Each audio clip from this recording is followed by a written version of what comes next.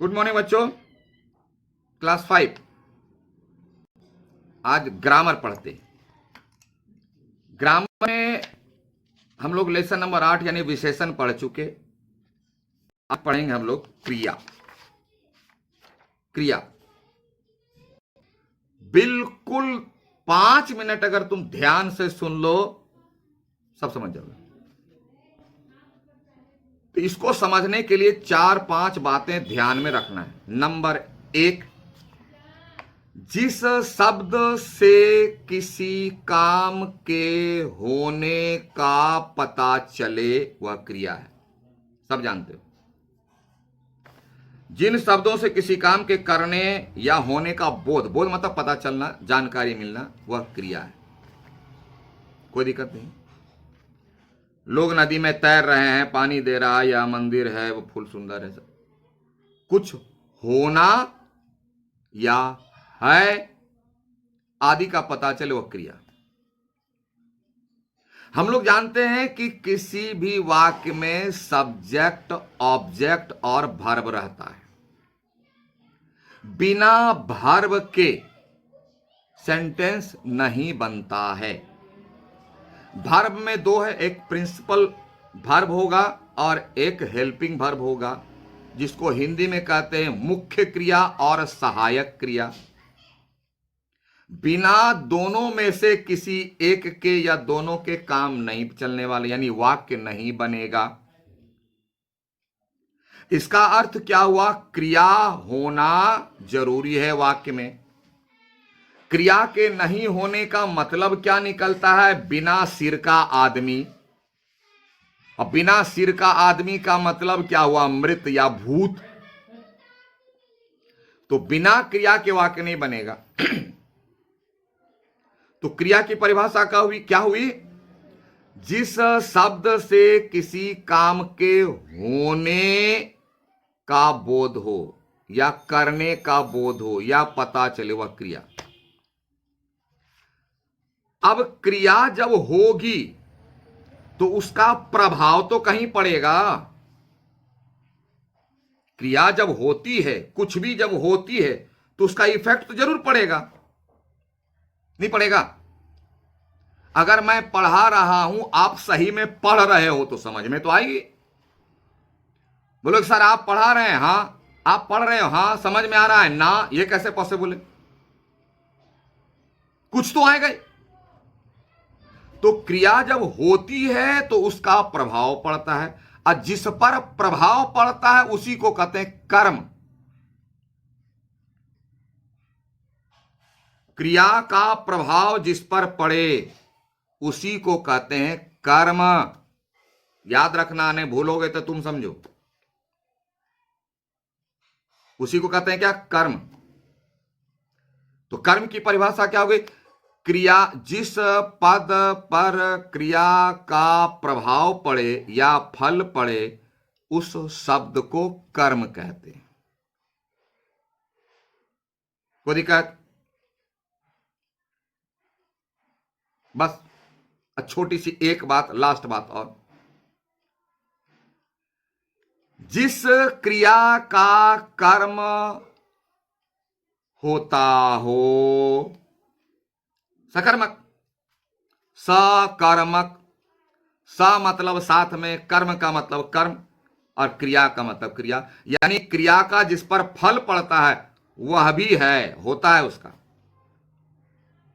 तो बोलोगे बहुत सारी क्रिया का फल नहीं पड़ता। नहीं पड़ता है, लेकिन वह दूसरे पर पड़ता है। जैसे कर्ता पर कहीं पड़ गया, उसके लिए स्पेशल वर्ड नहीं होता है। क्रिया जो होती है उसका फल पड़ना चाहिए दूसरे पर। जैसे है कर्ता है, कर्म है, क्रिया है। मेनली यही ना है वाक्य में, कर्ता, कर्म, क्रिया। तो कर्ता किसे कहते हैं? जो काम करता है, काम करने वाला कर्ता। जो काम हो रहा है क्रिया, और क्रिया जब हो रही तो उसका इफेक्ट जिस पर पड़ रहा है वह कर्म। तो क्रिया जब हो रही है तो उसका फल कर्म पर ना पड़ के वो डायरेक्ट कर्ता पर ही पड़ रहा है ना? जैसे आपको बताएं, ये है कर्ता, कर्म, क्रिया। तो यह है काम करने वाला, यह है काम। जब काम होता है तो उसका प्रभाव किस पर पड़ता है? कर्म पर। इस पर पड़ना चाहिए, इस पर नहीं, क्योंकि यह तो करता है, काम करने वाला है।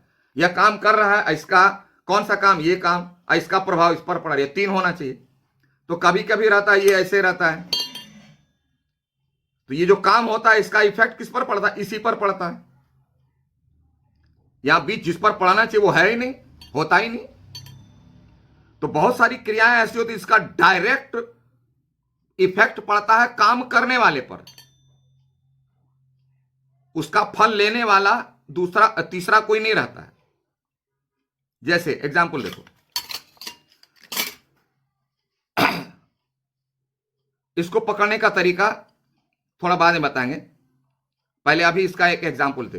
राम खाता है, तो राम खाता है, तो खाना काम, पहले क्रिया पकड़ना, पहले क्या पकड़ना? पहले क्रिया पकड़नी। क्या करता है? राम खाता है। खाने वाला कौन? राम।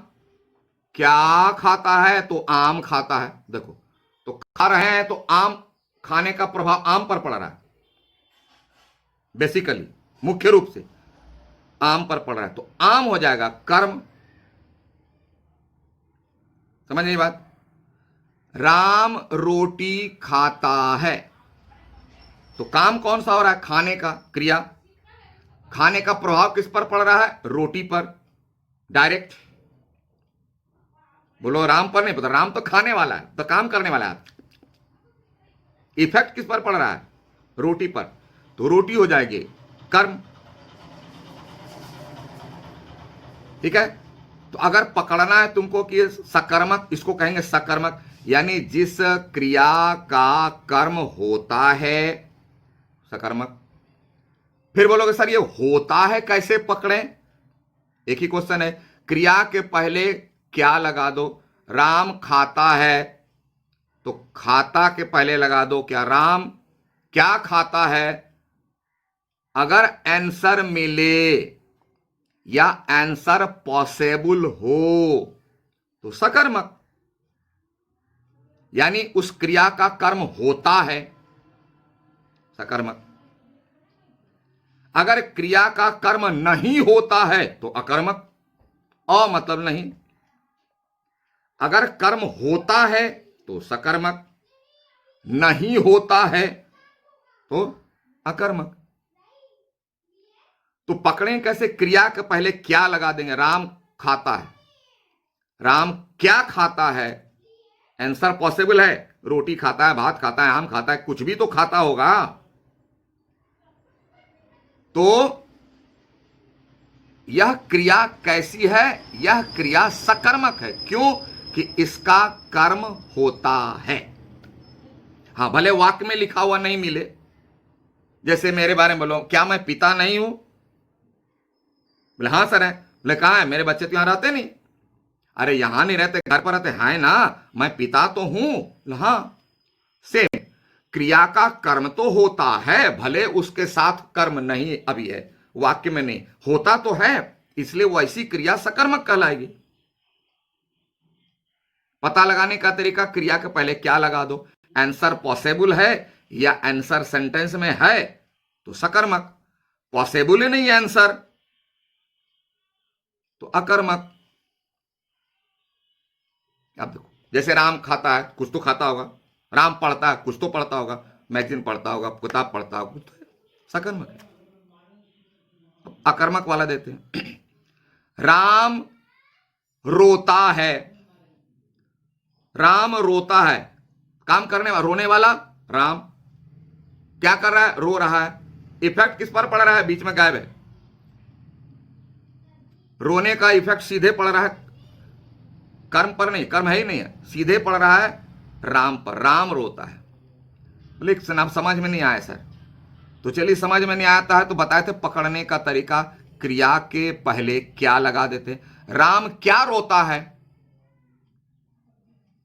आंसर मिलेगा। राम क्या रोता है? नहीं सर आंसर। कौन रोता है? तब कौन तो नहीं बोले लगाने के लिए, बोले क्या लगाना? राम क्या रोता है?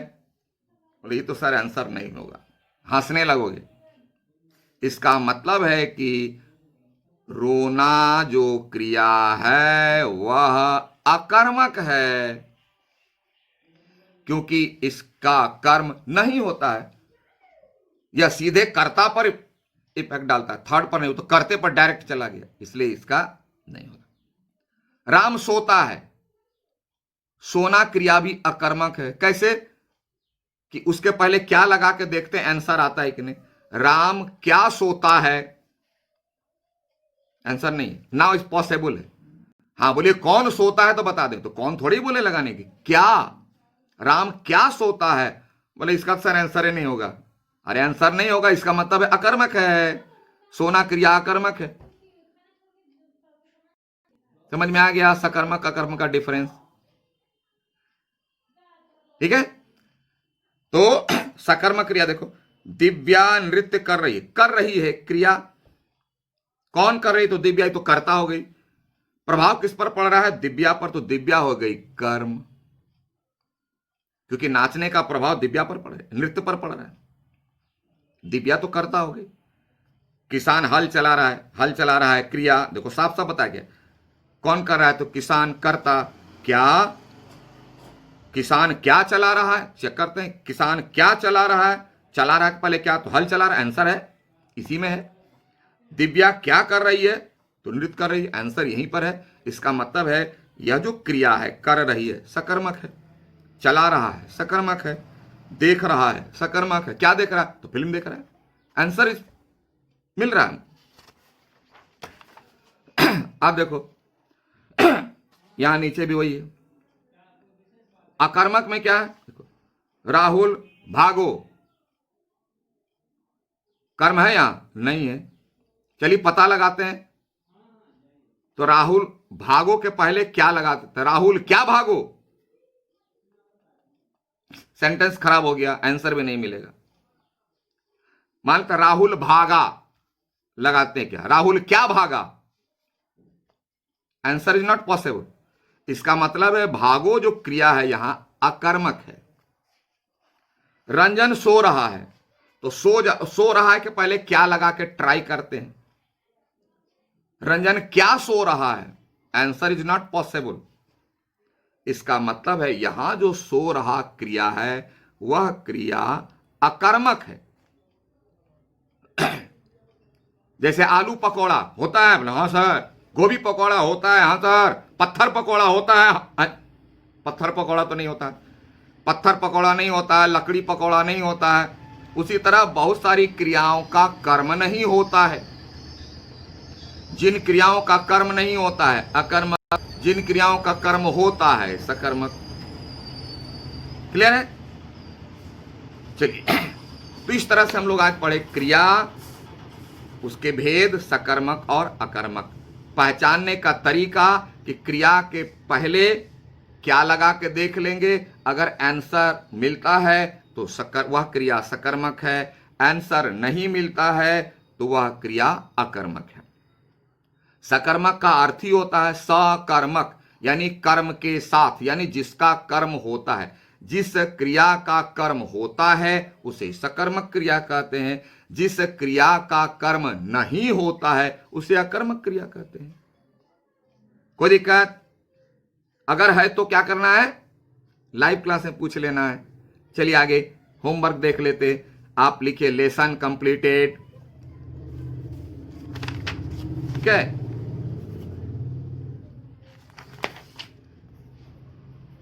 डेट मार दीजिए आप और क्वेश्चन पर आ जाइए। आपको क्वेश्चन करना है, ज्यादा तो है नहीं। 1 2 4, 1 2 3 4, ये पीछे वाला छोड़ दो, वो नहीं करना है। ठीक है, इसको बनाइए, समझिए, और अगर नहीं समझ में आता तो लाइव क्लास से जुड़िए। तब तक के लिए thank you, have a nice day.